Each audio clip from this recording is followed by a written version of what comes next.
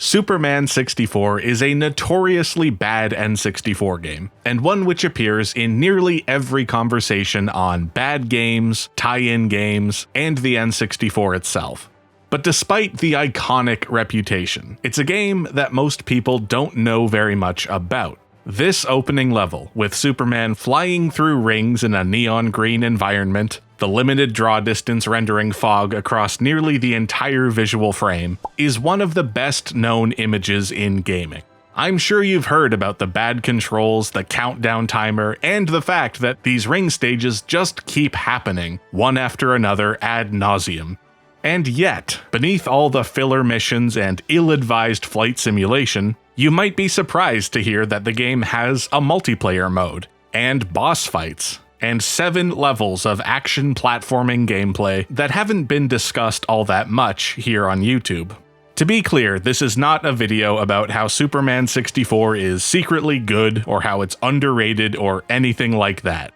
In fact, these 7 levels are just as bad as the ring stages, but in totally different ways. Dare I say, this game might even be worse than most people realize. It's certainly a whole lot weirder.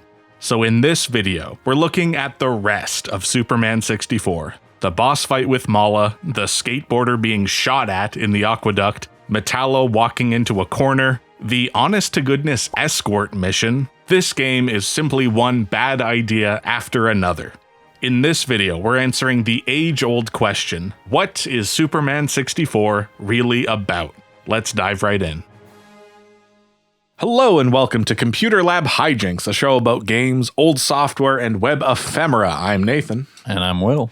And today we're going to go after the white whale, Superman. Wait for it. Actually, that's the full title, technically. But we colloquially know it as Superman 64.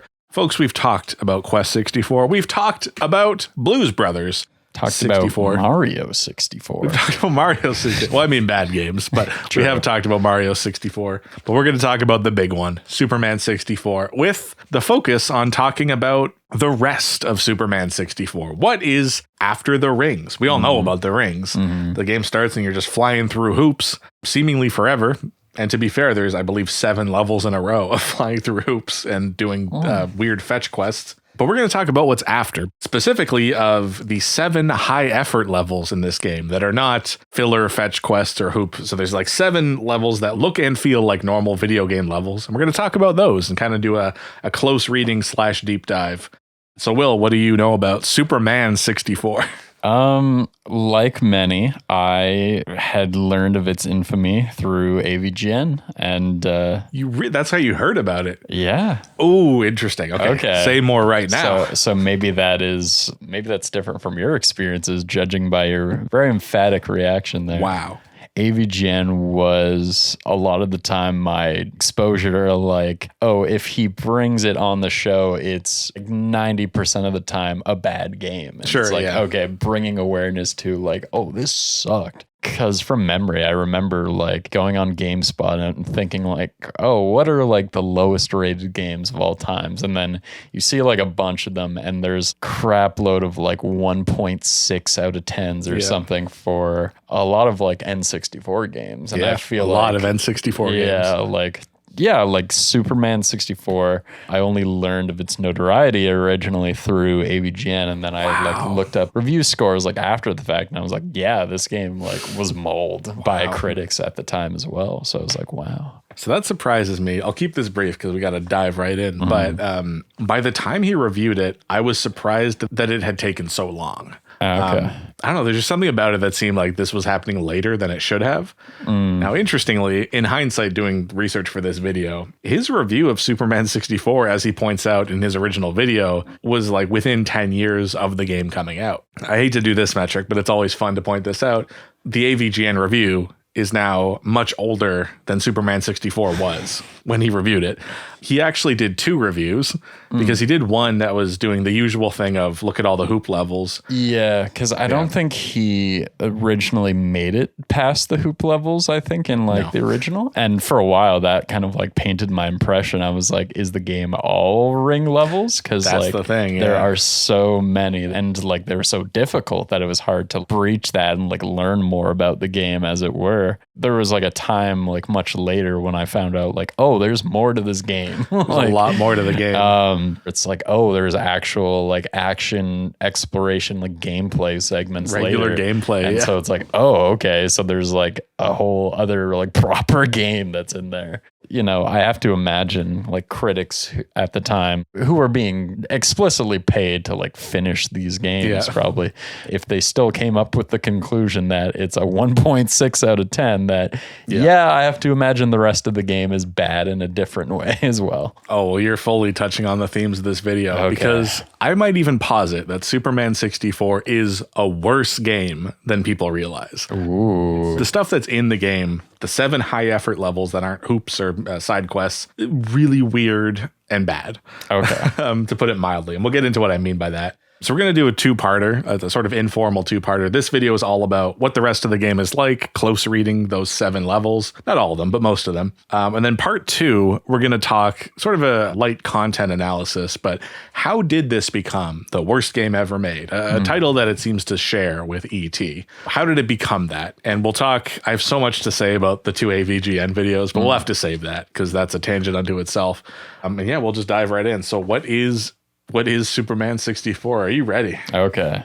We recorded all this footage on original hardware, fully authentic, so the glitches are authentic. And that was important to me because the more relatively obscure and the more broken the game is, the more you need to play it on the real deal. Because there's so many times when the game just froze.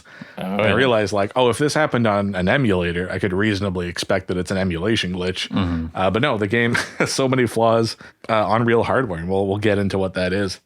So very basically, Superman 64 is a 3D action-adventure game based on Superman the Animated Series. This is not immediately obvious when you look at the game cartridge, because it's like informally subtitled Superman the Animated Adventures or something like that.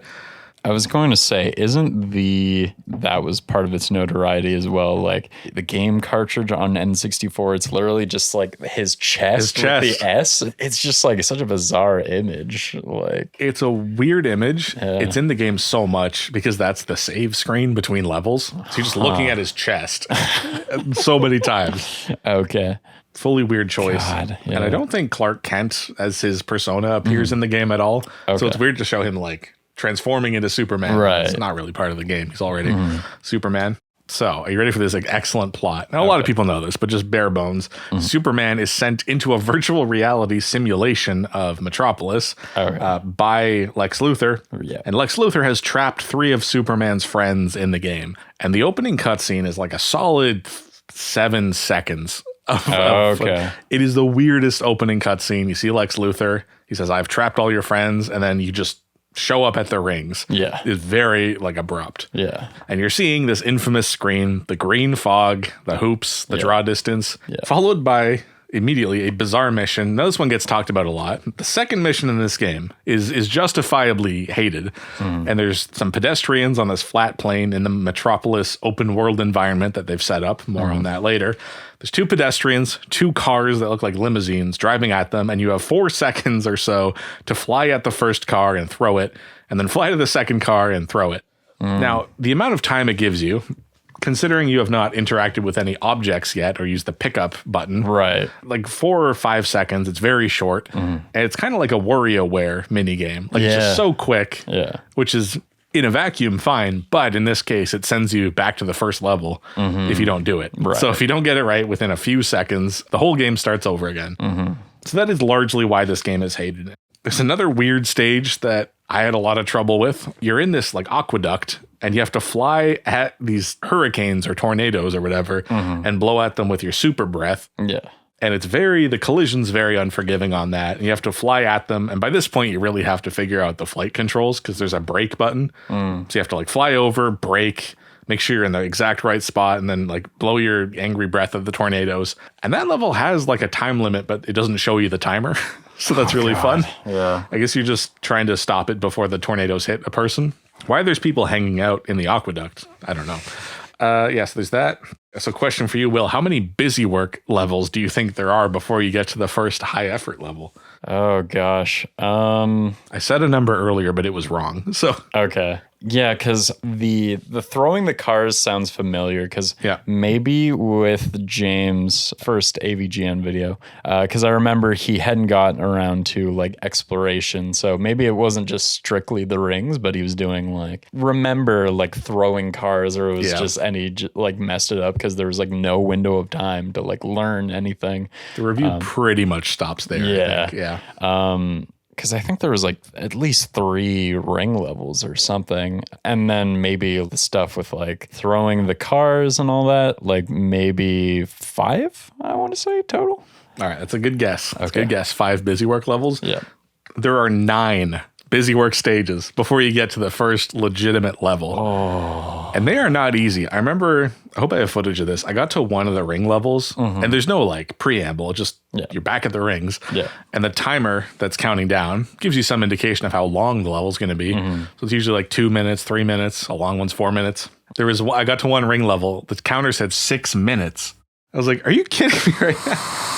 I have other things I could be doing. Oh my God. Are you like... Here's the thing with this game. It is, in addition to the quality of development, however we want to measure that, it is actively unpleasant, bordering on malicious. And part of that's the era. Games didn't actually want to be beaten. You're coming out of arcades where there's a vested financial interest in making a hard game. Yeah. Then you're immediately getting into the height of rentals. So you want to make a game that cannot be beaten within the 7 days of Blockbuster, whatever. Yeah. I get to this one ring stage, and out of so many ring stages between levels, anyway, so that was a fun time. Oh, God. Actively unpleasant. But the first real high-effort level is called Dam, as in like a water thing. And I will say, it's a legitimately interesting level, for good and for bad. Okay. So it's the usual, like, 90s action-adventure thing. Picking up key cards, talking to NPCs, picking up power-ups, getting in fistfights. Very enclosed environments, not the open-world thing at all. I must say, the draw distance is less of an issue in the closed environments, which is good. But let's talk about the highlights, some selected highlights from the 7 high effort stages. Okay. Out of like probably 50 stages in the game, but there's 7 that are real levels. So you have in the Dam level a fist fight with Mala, who's not a character I know, but I guess she's in the cartoon and she's a Kryptonian, so she's powerful against Superman, I guess. We'll play a clip, but there's this fist fight where you basically just hold A and watch him like go through the punching animation. Hilarious. It's amazing cringe comedy. We're going to play it. Let's roll the clip.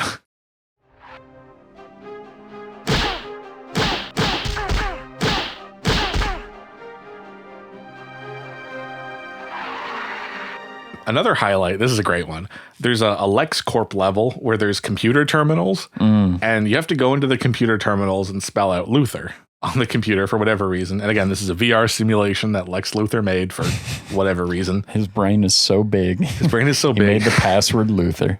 Yeah, that's actually a bad password. But there's like 5 or so terminals, and each of them modifies the spelling of Luthor. So you have to unscramble Luthor / spell it, because you're unscrambling, but you're also adding new letters.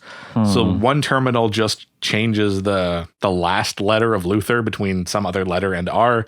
Another terminal scrambles the last 3 letters. There's another terminal that like adds, like completely changes the letters in the middle. It is it's not at all clear, and it took me a while to figure this out. I probably spent half an hour struggling through this part, and thankfully you don't get sent back to the start of the stage. It's just a really hard puzzle that has a timer, and then you have to leave the room and restart. Very ill-advised. I don't know why that was in the game or who thought that would be fun. That's a whole thing. The warehouse level. Folks, the warehouse level almost killed me. This was the one that really did me in, partly because it's a long level and it has a lot of opportunities to die. The enemies do a lot of damage, and that's a whole thing. It has everything that makes a level bad. And I mean that like in the truest sense. I'm not being hyperbolic. So first of all, it crashes all the time. And there were scripted events that are necessary. And this is like a 15-minute level if you're playing it in a normal way. Scripted events don't load. So you have to like quit and start over, start the level from scratch.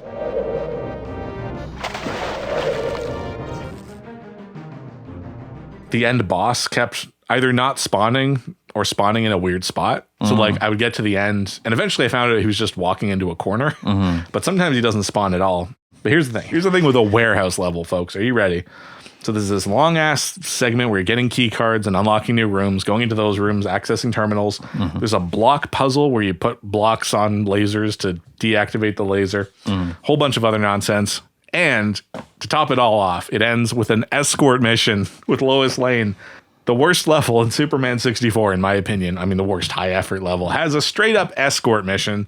And you fly away from her and there's a dialogue, Superman, I'm being attacked. You have to fly back and fight the Shadow Men or whatever they're called. Awful. Like anything that can make a level unpleasant is in here. Truly, truly horrible. Some other highlights. There's the Park Place level set in a parking garage. I'm skipping some stuff here, but oh man, this was a tedious level. So it's 3 floors of a parking garage, but it's a total maze, and it's a maze across 3 floors. So you have to punch a wall to find Jimmy, who's a photographer. Jimmy says, like, Superman, don't step forward. The robots are going to kill me. You have to come back with a key card. It's a very loose premise. Okay. So you have to return to, like, Lex Luthor's limousine on the 1st floor, fly back. Jimmy tells you to go find the bad guy. Yeah, then you fight the bad guy. It was so unpleasant. And it's this long maze in an environment where you can't see more than 6 feet in front of you because of draw distance. There's often so many enemies on screen that it's just the frame rate gets to like the 10s. It's great. Star Lab, this was an easy level, so I won't complain about it too much. But similarly unpleasant. Has this underwater fist fight with robot crabs. And so all the animations slow down if you're underwater. And there's like 5 crabs that come at you at once in like a narrow hallway. So you're backed into a corner and you're just like doing the Superman punch really slowly. And you're just holding the A button. There's no skill involved. And you wait like 20 seconds for the fight to be over, fighting the robot crabs.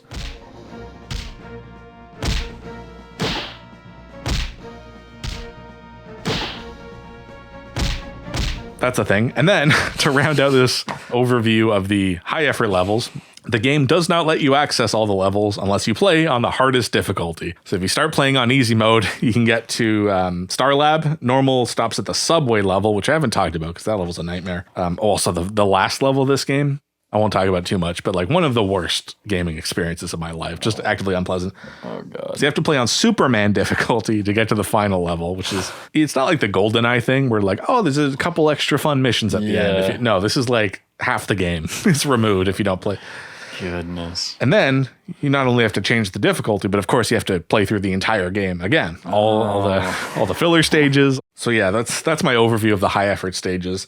I mentioned that Superman's a weirder game than people realize. There's so many things to say that don't really amount to a consistent argument. So there's just so many little details that make the game unpleasant. Right. The most notable of which, and this is very strange, but the game it defaults to like a letterboxed aspect ratio. I don't know why, because the N64 is only going to output in 4:3. It's basically only going to be played on 4:3 TVs. And people had small TVs back then. So like cutting off part of the image in a 3D game, I'm saying this as someone who loves widescreen, but that was a weird choice. Yeah. And so you can go into the options to change it to full frame, but the field of view gets smaller. So the game was actually made for the letterbox. Oh god. So it basically crops the image. Again, this is a 3D game. Like you can just move the virtual camera. Anyway, so defaults to that, and a lot of reviewers noted that. So you can change it to full frame, which I did, but it keeps defaulting back when you load your save. Okay. That was unpleasant. We'll talk a little bit about the development, because there were some nuggets of wisdom in the development that I think are quite fun. So the development apparently began in early 97, right? 1997, they get the license to work on a Superman game. And almost immediately, like within a couple months, very quickly, they show off something at E3 97, barely weeks into development. They're like, here's our game. And according to IGN, this 1997 E3 presentation was just a disaster. Like, why did you show anything at all? Ooh. And who knows? Like, it's a trade show. Maybe they needed to prove to their investors that they were making a game. Right. I don't know what happened, but like ambitious, game development takes a while. It's hard. Oh yeah. Like weeks into development, they like showed off something at E3, and apparently it was like tucked away in a corner. So here's an IGN quote from 97. Okay. Titus shows off an extremely early version of its Superman title, though we're not sure it was the best of ideas. To the casual observer or the jaded critic, the game just looked poor.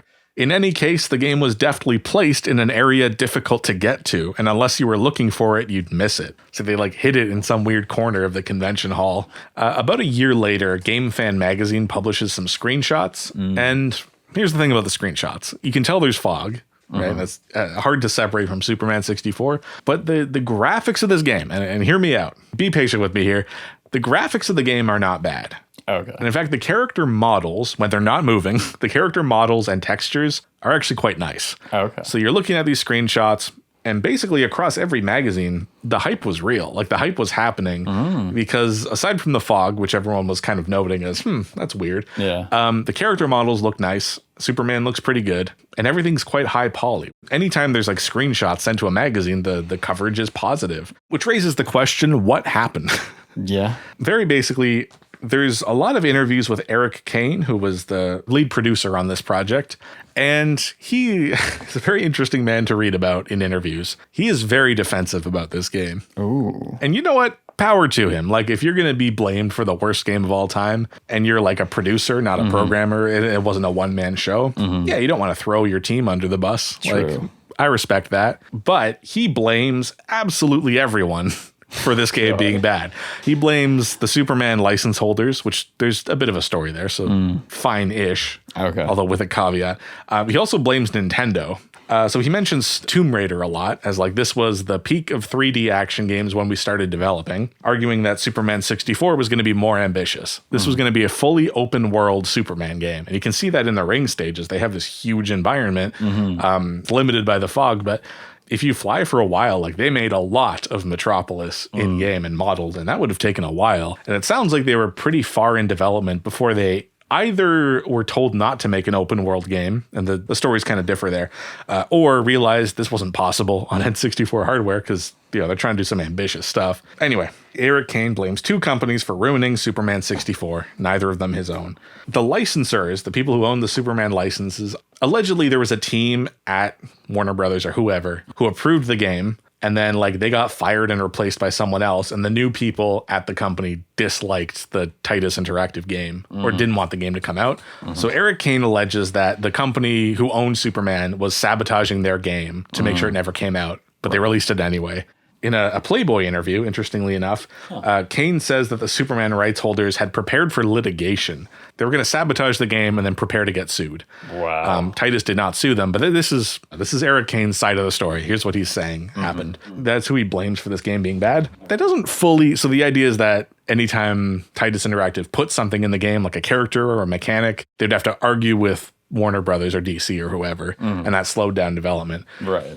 Now, my issue with that story, there's a lot in this game that is mechanically broken in ways that should have been addressed early that don't really have anything to do with the license issues. Yeah. So like the fog, for example, or the controls. Like these are, whether or not they let you put Aquaman in the game or whatever. Like exactly. These are fundamental elements of game design that are divorced from like licensing disputes. Yeah.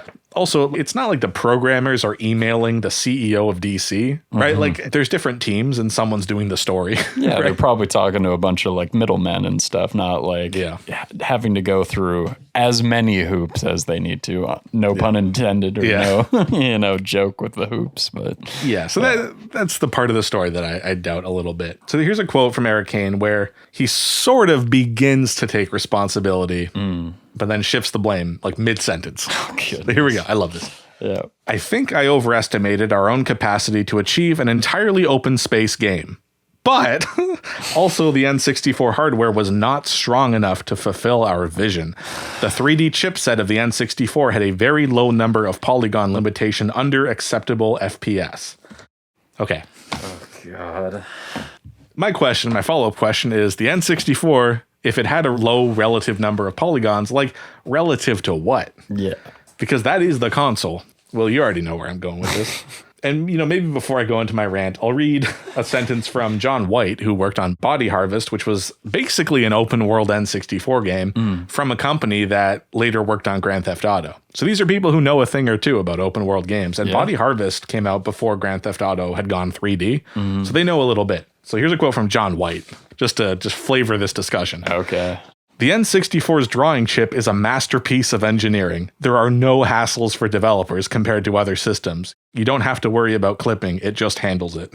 This is from a guy who presumably knows what he's doing. Yeah. But anyway, I'm just going to fire those two complaints against each other. But anyway, folks, did a little bit of research on the N64 and the graphics. And this is where I'm going to reach some conclusions that I am actively inviting other people to test. I'm not saying that I am the god of 3D. I know an above average amount about 3D modeling, but the N64 is kind of its own beast. You know, I've never like programmed a homebrew N64 game. So with that caveat, here's what I found in my research. So the N64 out of the box, like the developer tools include two essentially pieces of microcode for rendering graphics, rendering polygons. There's Fast 3D and Turbo 3D. As the names sort of inefficiently imply, Turbo 3D can move faster, so it can do more polygons, but at a lower quality. And this is where things like the Z buffer become relevant, because Turbo 3D allegedly renders the graphics in a way that's more similar to the PS1, whereas Fast 3D is a lot more accurate, so it handles things like clipping automatically, it handles the Z buffer automatically. And a lot of these expensive features, and I actually found someone leaked like the N64 developer manual, which sounds super illegal, but anyway, however that happened, by default, the N64 developer kit and the microcode that's included activates every like high quality mode possible for like the highest quality rendering. And it's, in theory, it's your job as a developer to turn them off and only use what's needed based on the needs of your game. So that's part of what's happening here, is that the companies that did really impressive stuff on the N64, and I'm thinking mostly of Rareware, they got really good at writing their own microcode. So here's where it gets weird, is that part of it is Nintendo like building somewhat inefficient or not fully optimized tools for third-party developers.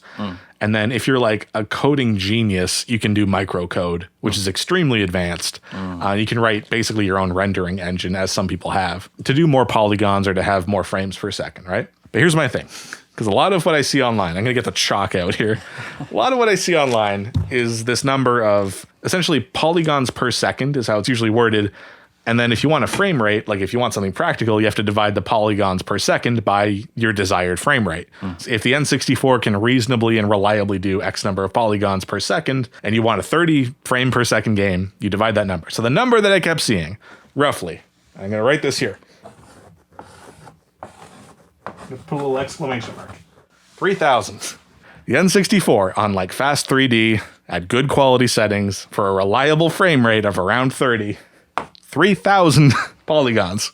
Goodness. And folks, can I jump back in time and speak to the developers of N64 video games for a second? As someone with no real authority, but a lot of opinions, you may not like this number. You might want to yell at this number. You might think, I wish that number was higher. But that is the number. Like, there's the N64. Yeah. You can yell at your N64. You can go home and complain about the N64 to your kids. That's just it's math. That is the math of dividing what the console can reasonably do by your desired frame rate. And you have 3,000 polygons to work with in the exact same way as you have a certain resolution to work with. But those are the polygons you have. All right. I know I've said this quite harshly, but hopefully my point's coming across. Yeah, I got you. 3,000. Take it or leave it. You can either choose a different console, and they were all worse, or you can wait 10 years for computers to get faster. Yeah. But that's your number for making an N64 game. Anyway, I ran Superman 64 through a series of third-party plugins that basically capture a scene in an N64 game, convert it to like an OBJ file, and then you can open that in Blender. Almost like a more advanced screenshot. So I ripped the opening area in Superman 64 and it had around 3,500 polygons. So that's why it's only running at like 15 to 20 frames per second. Is during exceeding the poly budget. But yeah, Superman 64, half the screen, again, is fog. Like, you're not seeing much. You're just seeing one building and like some hoops. It was exceeding this number by a lot. But either way, the poly count was really high for not a lot of payoff. And we've all seen great looking N64 games. Banjo-Tooie, you can put that up in an art gallery. It looks fantastic. Superman 64 has some of the highest poly counts I've ever seen and looks like hot garbage. Yeah. I noticed the rings were actually pretty well optimized. So there's nothing wrong with the rings, but all the buildings were like shockingly high poly. Like, I remember just clicking on the building itself and it was like 3,000 polygons. I was like, you spent the whole poly budget on like the rooftop of a building? Oh my goodness. Anyway, so that's fun. Anyway, are you ready for the conclusion? Okay. So much like Quest 64, which we've talked about before on this channel, Superman 64 has the evidence of a more ambitious game that was scrapped, but in the weirdest way. So there's still open world levels, but they are just the worst levels in the game. and flying through rings, like not an exciting use of an open world environment.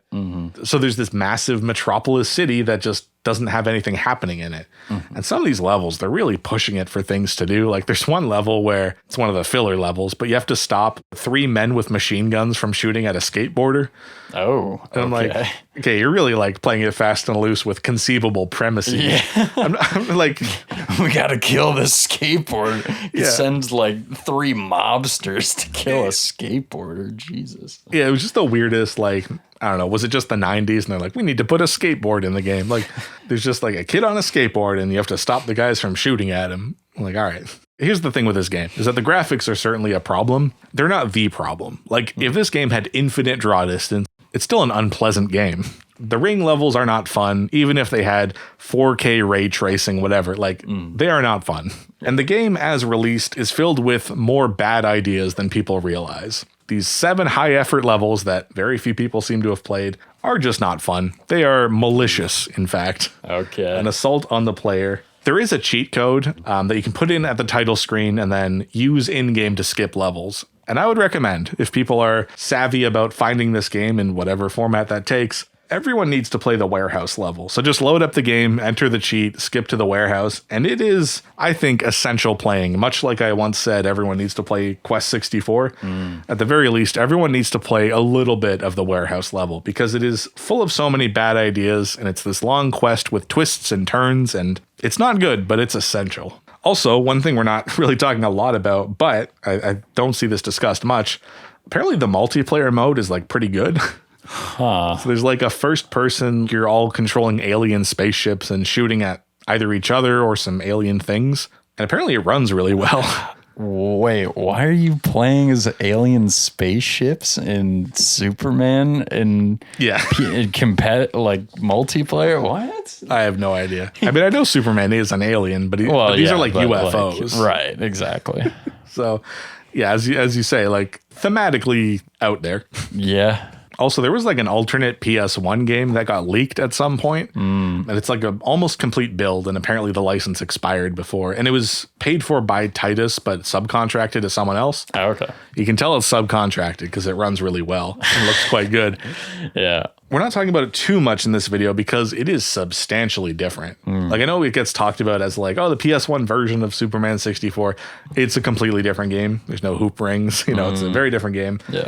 So that's maybe a topic for a different video. And yeah, just to close this on up, we are going to revisit this game in a few weeks to talk about the worst game ever reputation and talk about how the discourse changed on this game and maybe answer who was the first to say this is the worst game ever. I wanted to find out how that happened, and that we will. All right, Will, how do you feel about Superman 64? This may be a bit of a ballsy or maybe bold way to end this episode, but what if we think about this in a meta context that Lex Luthor, if memory serves, as you've explained, it immediately starts with him dropping Superman in this like simulation.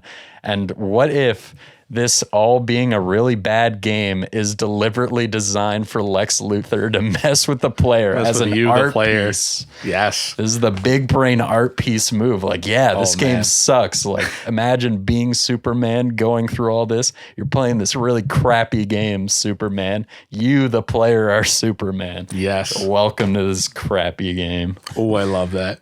I saw you heading in that direction. I was so happy you did. Because if Superman, first of all, why is there a game within a game? But secondly, the ultimate prank is on you, the player. Yeah. So it's a bad game, and that's part of the meta game. That's frightening. I love that. I think that's a good note to end on. Beautiful. That's a good way to think about this. Thank you for watching Computer Lab Hijinks. I am Nathan. And I'm Will. Telling you to keep your files safe, keep your passwords managed, and for goodness sake, don't click on any strange links, and always obey the math, because you can't fight math, folks. Anyway, we'll see you in a couple weeks.